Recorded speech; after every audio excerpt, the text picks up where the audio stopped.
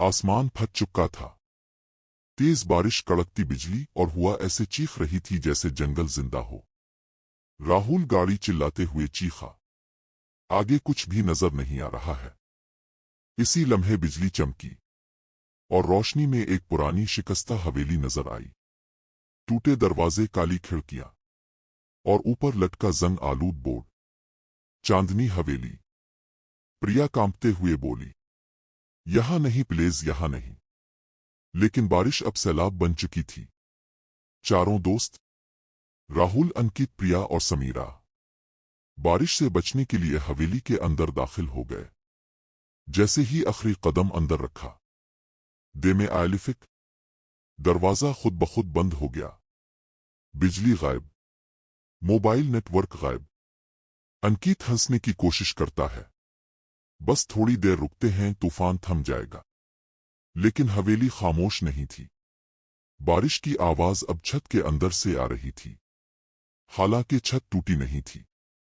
छप छप। समीरा ने फ्लैश ऑन की। दीवारों पर पुरानी तस्वीरें थीं। सबकी आंखें नौची हुई।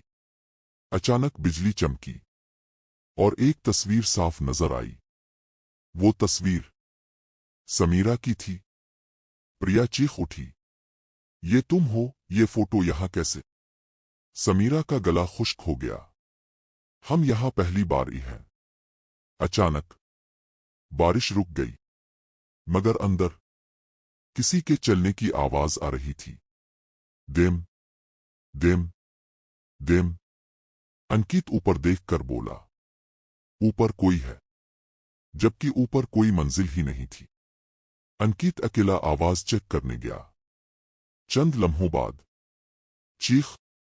राहुल और लड़कियां दौड़कर पहुंचे। कमरा खाली था।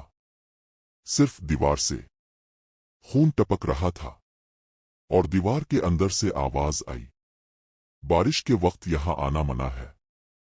एक खुफिया कमरे में उन्हें पुरानी डायरी मिली, जिसके सफ़े भीगे हुए थे, जैसे बारिश अंदर तक आई हो। लिखा था 1893। इस रात तूफान आया और 7 लोग इस हवेली में फंस गए। हवेली ने इन सब को अपना हिस्सा बना लिया। आखिरी सफ़े पर लिखा था, जब बारिश के दिन नए लोग आएंगे, पुराने आजाद हो जाएंगे। इसी वक्त राहुल को एहसास हुआ, हवेली को सरवार नहीं बदली चाहिए था। अंधेरे से एक औरत निकली। सफेद साड़ी, उल्टे पांव, चेहरे पर आंखें नहीं थीं, मगर आंसू बह रहे थे, खून के। वो बोली, तुम बारिश से बचने थे, अब बारिश तुमसे बचेगी। प्रिया दीवार में खिंच गई। समीरा की गर्दन मुड़ गई।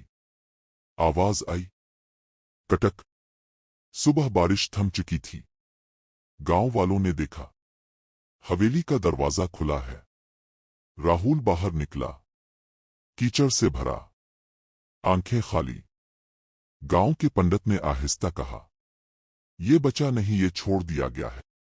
राहुल मुड़ा और मुस्कुराया। इसी लम्हे बारिश फिर शुरू हो गई। कहते हैं, जब भी तूफानी बारिश में कोई मुसाफिर रास्ता भूल जाए, तो चांदनी हवेली खुद रास्ता दिखा देती है, लेकिन वापसी का नहीं।